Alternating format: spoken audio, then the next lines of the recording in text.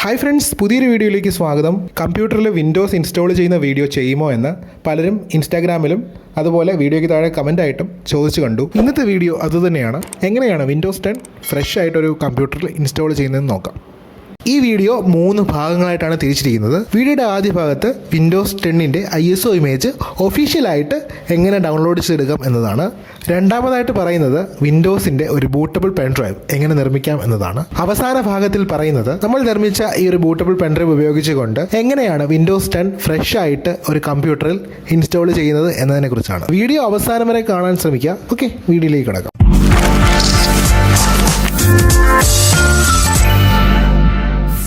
ഏതെങ്കിലും ബ്രൗസറിൽ കയറിയ ശേഷം വിൻഡോസ് 10 എന്നിതുപോലെ സെർച്ച് ചെയ്യുക.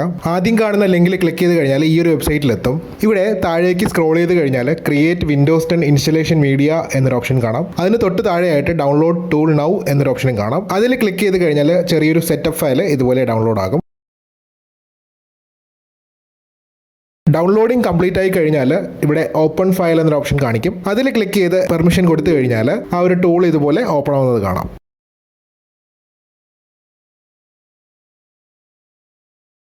ആദ്യം ഇതുപോലെ ലൈസൻസ് ആൻഡ് അഗ്രിമെൻറ്റ് അക്സെപ്റ്റ് ചെയ്യാനായിട്ട് ചോദിക്കും. അത് അക്സെപ്റ്റ് ചെയ്ത് കൊടുക്കുക.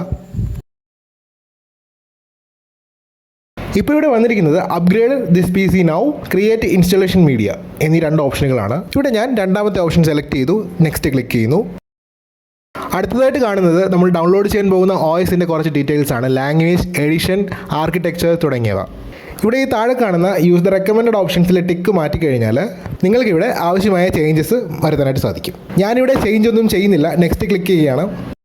അടുത്തതായിട്ട് ചോദിച്ചിരിക്കുന്നത് choose which media to use എന്നുള്ളതാണ്. അതിന് താഴെയായിട്ട് 2 ഓപ്ഷൻസ് കാണാം, USB flash drive, ISO file.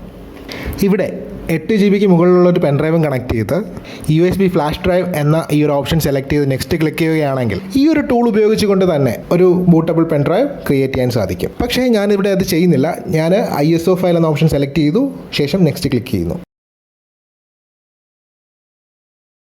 ഇവിടെ ഡൗൺലോഡ് ആകുന്ന ISO ഫയൽ എവിടെയാണ് സേവ് ആകേണ്ടത് എന്ന ലൊക്കേഷൻ സെലക്ട് ചെയ്ത് കൊടുക്കണം. ഞാനിവിടെ ഒരു ലൊക്കേഷൻ സെലക്ട് ചെയ്തു, ശേഷം സേവ് കൊടുത്തു.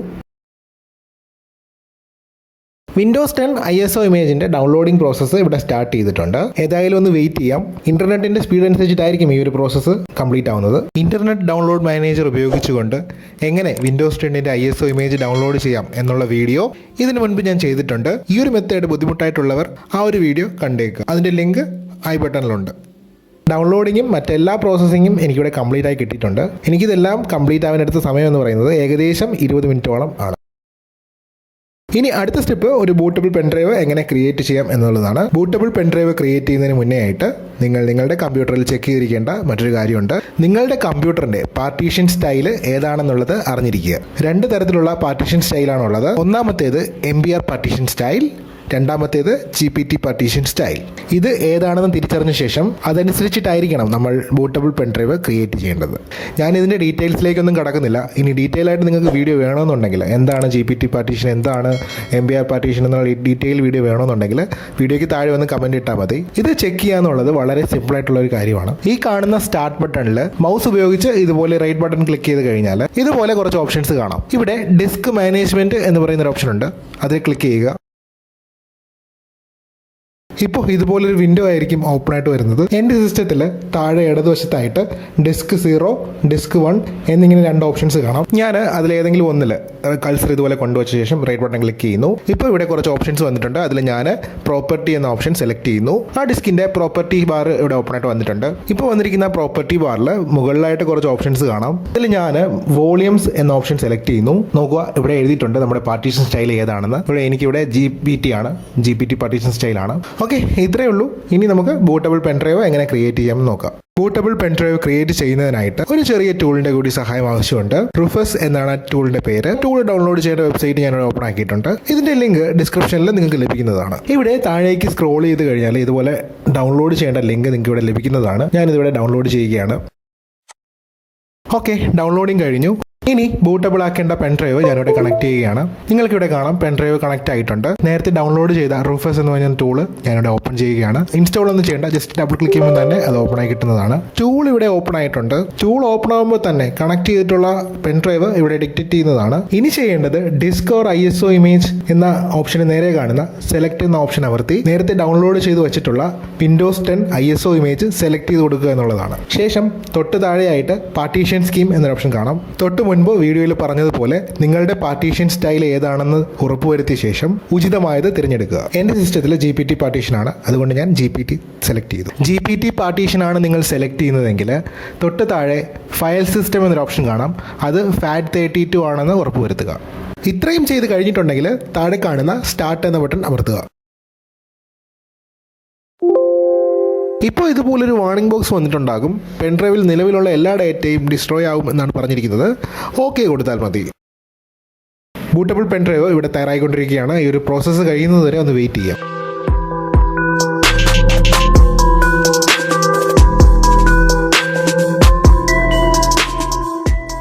ഈ ഒരു പ്രോസസ്സ് ഇവിടെ കംപ്ലീറ്റ് ആയിരിക്കുകയാണ്. ഇവിടെ താഴെയായി റെഡി എന്ന് എഴുതി വന്നിരിക്കുന്നത് കാണാം. ഇനി പെൻഡ്രൈവ് ഒന്ന് ചെക്ക് ചെയ്യാം. നിങ്ങൾക്കിവിടെ കാണാം എൻ്റെ പെൻഡ്രൈവ് ഇവിടെ ബൂട്ടബിളായി മാറിയിരിക്കുകയാണ്. ഇത്രയും നിങ്ങൾ ചെയ്ത് കഴിഞ്ഞിട്ടുണ്ട് എങ്കിൽ നിങ്ങളുടെ കമ്പ്യൂട്ടറിൻ്റെ മദർ ബോർഡ് ഏതാണെന്നും അതിൻ്റെ ബൂട്ട് മെനു ഏതാണെന്നും പരിശോധിച്ച് ഉറപ്പുവരുത്തുക. അതിനായിട്ട് നിങ്ങൾ ഇതുപോലെ ഒന്ന് ഗൂഗിൾ ചെയ്ത് നോക്കിയാൽ മതി. എൻ്റെ മദർ ബോർഡ് GB ആണ്. അപ്പോൾ ഞാൻ GB motherboard boot menu key എന്ന് സെർച്ച് ചെയ്ത് കഴിഞ്ഞാൽ ഇവിടെ എനിക്ക് ബൂട്ട് മെനു കീ ഏതാണെന്ന് കാണാൻ പറ്റും. എൻ്റെ കീ എന്ന് പറയുന്നത് F12 ആണ്. എല്ലാം പരിശോധിച്ച് ഉറപ്പുവരുത്തിയല്ലോ. ഇനി ഈ ബൂട്ടബിൾ പെൻഡ്രൈവ് ഉപയോഗിച്ചുകൊണ്ട് എങ്ങനെയാണ് വിൻഡോസ് കമ്പ്യൂട്ടറിൽ ഇൻസ്റ്റാൾ ചെയ്യുന്നത് എന്ന് നോക്കാം. ഞാൻ എൻ്റെ ഡെസ്ക്ടോപ്പിലാണ് Windows 10 ഇൻസ്റ്റാൾ ചെയ്യാൻ പോകുന്നത്. കമ്പ്യൂട്ടർ ഓൺ ചെയ്യുന്നതിന് മുൻപ് തന്നെ പെൻഡ്രൈവ് കണക്ട് ചെയ്തിരിക്കണം. ഞാൻ പെൻഡ്രൈവ് കണക്ട് ചെയ്തിട്ടുണ്ട്. ശേഷം ഞാൻ കമ്പ്യൂട്ടർ ഓൺ ചെയ്യുകയാണ്.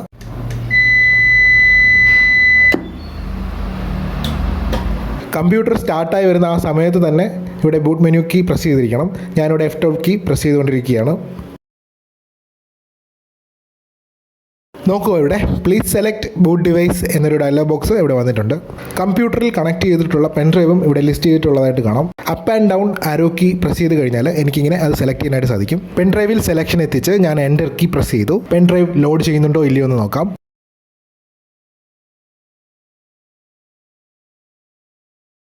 പെൻഡ്രൈവ് ഇവിടെ ബൂട്ടായിരിക്കുകയാണ്. വിൻഡോസിൻ്റെ ഇൻസ്റ്റലേഷൻ സെറ്റപ്പ് ഇവിടെ ലോഡായിട്ടുണ്ട്. ആദ്യം വന്നിരിക്കുന്ന വിൻഡോയിൽ ലാംഗ്വേജ്, ടൈം, കീബോർഡ് ഇൻപുട്ട് ഇതൊക്കെ സെറ്റ് ചെയ്യേണ്ടതാണ്. അതിൽ പ്രത്യേകിച്ചൊന്നും ചെയ്യേണ്ടതില്ല. ഈ കാണുന്ന നെക്സ്റ്റ് ഓപ്ഷൻ ക്ലിക്ക് ചെയ്താൽ മതി. ഇപ്പോൾ ഇവിടെ ഇൻസ്റ്റാൾ നൗ എന്നൊരു ഓപ്ഷൻ കാണാം. അതിൽ ക്ലിക്ക് ചെയ്യുക. സെറ്റപ്പ് ഈ സ്റ്റാർട്ടിംഗ് എന്ന് എഴുതി കാണിക്കുന്നുണ്ട്. ഒന്ന് വെയിറ്റ് ചെയ്യുക.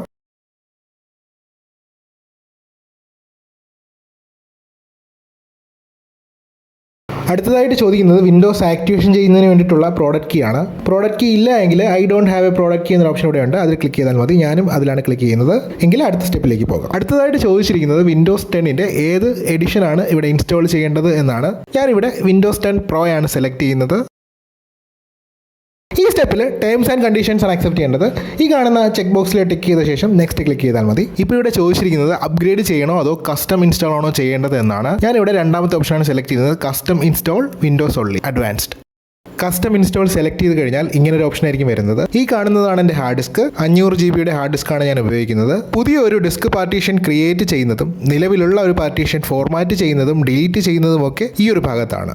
ഇവിടെ അൺഅലോക്കേറ്റഡ് സ്പേസ് എന്ന് കാണിച്ചിരിക്കുന്നത് എൻ്റെ കമ്പ്യൂട്ടറിലെ ഫ്രഷ് ഇൻസ്റ്റാളേഷൻ ആയതുകൊണ്ടാണ്. നിങ്ങളുടെ കമ്പ്യൂട്ടറിൽ ഒരു പക്ഷേ ഇങ്ങനെ ആയിരിക്കില്ല കാണിക്കുന്നത്. അത് എങ്ങനെയായിരിക്കുമെന്ന് ഞാൻ പറയാം. പുതിയ ഒരു ഡിസ്ക് പാർട്ടീഷൻ എനിക്ക് ക്രിയേറ്റ് ചെയ്യണം. അതിനായിട്ട് ഞാനിവിടെ ന്യൂ എന്ന ഈ ഓപ്ഷനിൽ ക്ലിക്ക് ചെയ്തു. ഇപ്പോൾ കമ്പ്യൂട്ടറിലുള്ള ഡിസ്കിൻ്റെ ടോട്ടൽ സൈസ് ഇവിടെ വന്നിരിക്കുന്നത് കാണാം. അത് മെഗാബൈറ്റിലായിരിക്കും. അതുകൊണ്ട് തന്നെ നമ്മൾ പുതിയതായിട്ട് ക്രിയേറ്റ് ചെയ്യാൻ പോകുന്ന ഡിസ്കിൻ്റെ സൈസ് എത്ര GB ആയിരുന്നാലും അത് MBയിലായിരിക്കണം ഇവിടെ ടൈപ്പ് ചെയ്ത് കൊടുക്കേണ്ടത്. ഞാനിവിടെ 200 GB ഒരു പാർട്ടീഷനാണ് ക്രിയേറ്റ് ചെയ്യാൻ പോകുന്നത്. അതിനായിട്ട് ഇവിടെ ടൈപ്പ് ചെയ്യേണ്ടത് 2 ലക്ഷം എന്നാണ്. അതായത് 2 ലക്ഷം MB ആണ് 200 GB എന്ന് പറയുന്നത്. ടൈപ്പ് ചെയ്ത് ഇവിടെ അപ്ലൈ ക്ലിക്ക് ചെയ്ത് കഴിഞ്ഞാൽ ഇങ്ങനെ ഒരു വാർണിംഗ് ബോക്സ് വരും. അത് ഓക്കെ കൊടുക്കുക.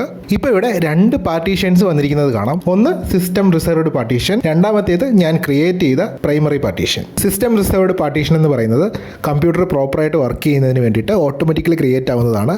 അതിലൊന്നും ചെയ്യേണ്ടതില്ല. ഇപ്പോൾ നിങ്ങൾക്ക് ഇവിടെ കാണാം ബാക്കി 300 GB ഇവിടെ അൺഅലോക്കേറ്റഡ് സ്പേസ് ആയിട്ട് കിടപ്പുണ്ട്. അതിൽ ഞാനൊരു 25 GB കൂടി പാർട്ടീഷൻ ചെയ്യുകയാണ്. അതിനായിട്ട് ഞാനിവിടെ ടൈപ്പ് ചെയ്യുന്നത് 25,000 എന്നായിരിക്കും. ശേഷം അപ്ലൈ ക്ലിക്ക് ചെയ്ത് കഴിഞ്ഞാൽ ഇതുപോലെ 25 GB ഒരു പാർട്ടീഷൻ ക്രിയേറ്റ് ആവും. ഇനി ബാക്കിയുള്ള സ്പേസ് 280 GB ആണ്. അത് വേണമെങ്കിൽ എനിക്ക് വീണ്ടും പാർട്ടീഷൻ ചെയ്യാം. ഞാൻ പാർട്ടീഷൻ ചെയ്യുന്നില്ല, പകരം അത് സെലക്ട് ചെയ്തുകൊണ്ട് ന്യൂയിൽ ക്ലിക്ക് ചെയ്തു, അപ്ലൈ ക്ലിക്ക് ചെയ്തു. ഇപ്പോൾ ഇവിടെ 3 പാർട്ടീഷൻ ആയിട്ടുണ്ട്, CDE, disk 1, disk 2, disk 3. Okay. ഇനി പാർട്ടീഷൻ ചെയ്തതിൽ ഒരു തെറ്റ് സംഭവിച്ചു, അല്ലെങ്കിൽ പാർട്ടീഷൻ ചെയ്തത് പോരാതെ വന്നു, സൈസ് പോരാതെ വന്നു, ഇനിയും പാർട്ടീഷൻ ചെയ്യണം.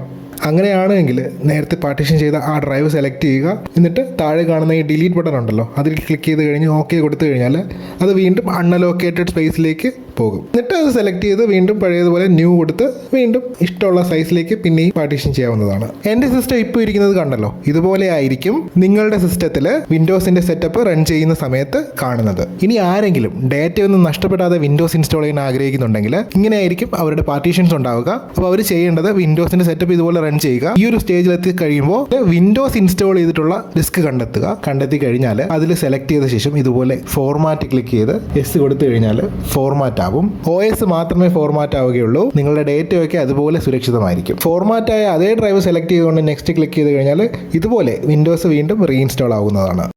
ഡിസ്ക് പാർട്ടീഷനെ കുറിച്ച് പറഞ്ഞത് മനസ്സിലായി എന്ന് കരുതുന്നു. ഏകദേശം എല്ലാം കവർ ചെയ്തിട്ടുണ്ട്. ഇനി എന്തെങ്കിലും സംശയം ബാക്കിയുണ്ടെങ്കിൽ താഴെ കമൻ്റ് ആയിട്ടോ അല്ലെങ്കിൽ ഇൻസ്റ്റാഗ്രാം വഴിയോ ഫേസ്ബുക്ക് വഴിയോ ഒക്കെ എനിക്ക് മെസ്സേജ് അയച്ച് ചോദിക്കാവുന്നതാണ്. കാരണം ഈ ഒരു പാർട്ടാണ് വിൻഡോസ് ഇൻസ്റ്റാളേഷനിലെ ഏറ്റവും പ്രധാനപ്പെട്ട പാർട്ട്. വിൻഡോസിൻ്റെ ഇൻസ്റ്റാളേഷൻ നടന്നുകൊണ്ടിരിക്കുകയാണ്. ഇനി ഇതിൽ പ്രത്യേകിച്ച് ഒന്നും ചെയ്യേണ്ടതില്ല. ഇനിയുള്ളതെല്ലാം കമ്പ്യൂട്ടർ തനിയെ ചെയ്തോളും. ഈ ഒരു പ്രോസസ്സ് കഴിഞ്ഞ് കമ്പ്യൂട്ടർ റീസ്റ്റാർട്ടായി വരുന്നത് വരെ ഒന്ന് വെയിറ്റ് ചെയ്താൽ മാത്രം മതി.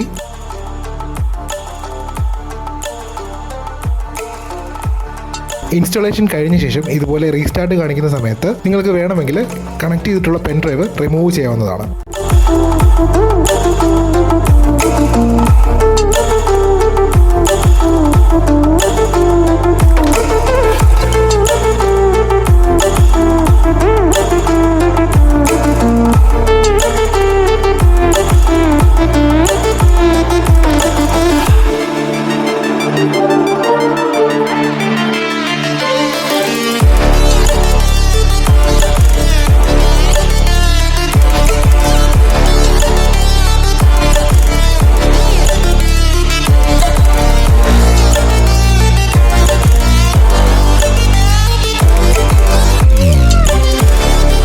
ഇൻസ്റ്റലേഷൻ കംപ്ലീറ്റ് ആയി, കമ്പ്യൂട്ടർ റീസ്റ്റാർട്ടായി വന്നിട്ടുണ്ട്. ഇനി ഇവിടെ കുറച്ച് സെറ്റപ്പ് ചെയ്യാനുണ്ട്. അതെന്തൊക്കെയാണെന്ന് നോക്കാം. ആദ്യമായിട്ട് റീജിയൻ സെലക്ട് ചെയ്യാനാണ് ചോദിക്കുന്നത്. ഞാനിവിടെ US സെലക്ട് ചെയ്ത് നെക്സ്റ്റ് കൊടുക്കുകയാണ്. നിങ്ങൾക്ക് വേണമെങ്കിൽ ഇന്ത്യ സെലക്ട് ചെയ്യാവുന്നതാണ്. അടുത്തതായിട്ട് കീബോർഡ് ലേഔട്ടാണ് സെലക്ട് ചെയ്യാനായിട്ട് ചോദിക്കുന്നത്. അത് US തന്നെയാണ് സെലക്ട് ചെയ്യേണ്ടത്. ഇവിടെ സെക്കൻഡ് കീബോർഡ് ലേഔട്ട് ആഡ് ചെയ്യണോ വേണ്ടയോ എന്നാണ് ചോദിക്കുന്നത്. അങ്ങനെ ആരും ആഡ് ചെയ്യാറില്ല സെക്കൻഡ് കീബോർഡ് ലേഔട്ടൊന്നും. ഞാനിവിടെ സ്കിപ്പ് കൊടുക്കുന്നു.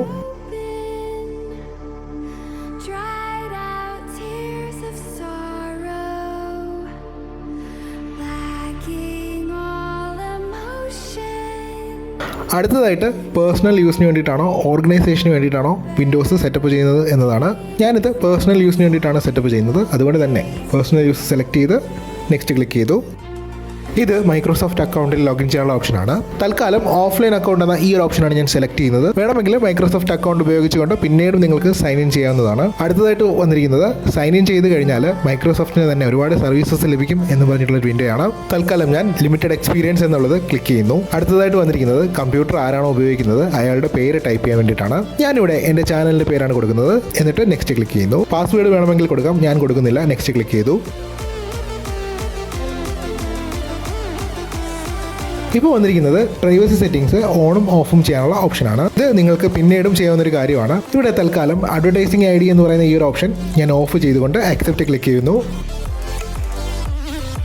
അടുത്തതായിട്ട് ചോദിച്ചിരിക്കുന്നത് കൊർട്ടോണയുടെ ഹെൽപ്പ് നിങ്ങൾക്ക് വേണോ വേണ്ടയോ എന്നാണ്. തൽക്കാലം എനിക്കതിൻ്റെ ആവശ്യമില്ല. ഞാൻ നോട്ട് നോ ക്ലിക്ക് ചെയ്തു. എല്ലാ കാര്യങ്ങളും ഇവിടെ ചെയ്ത് കഴിഞ്ഞിട്ടുണ്ട്. ഇനി അല്പസമയം ഒന്ന് വെയിറ്റ് ചെയ്യാം.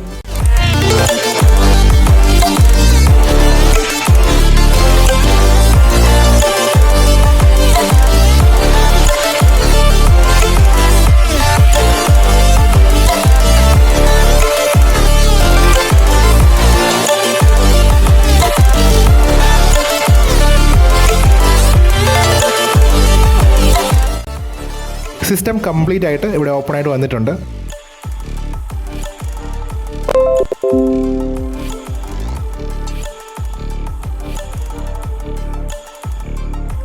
ദിസ് PC എടുക്കുകയാണെങ്കിൽ ഇവിടെ പാർട്ടീഷൻ ചെയ്ത 2 ഡ്രൈവുകൾ കാണാം. ഫ്രഷ് ഇൻസ്റ്റാളേഷൻ ആയതുകൊണ്ട് തന്നെ ആ ഡ്രൈവുകൾ ഡബിൾ ക്ലിക്ക് ചെയ്തുകൊണ്ട് ഇതുപോലെ ഫോർമാറ്റ് ചെയ്യേണ്ടി വരും.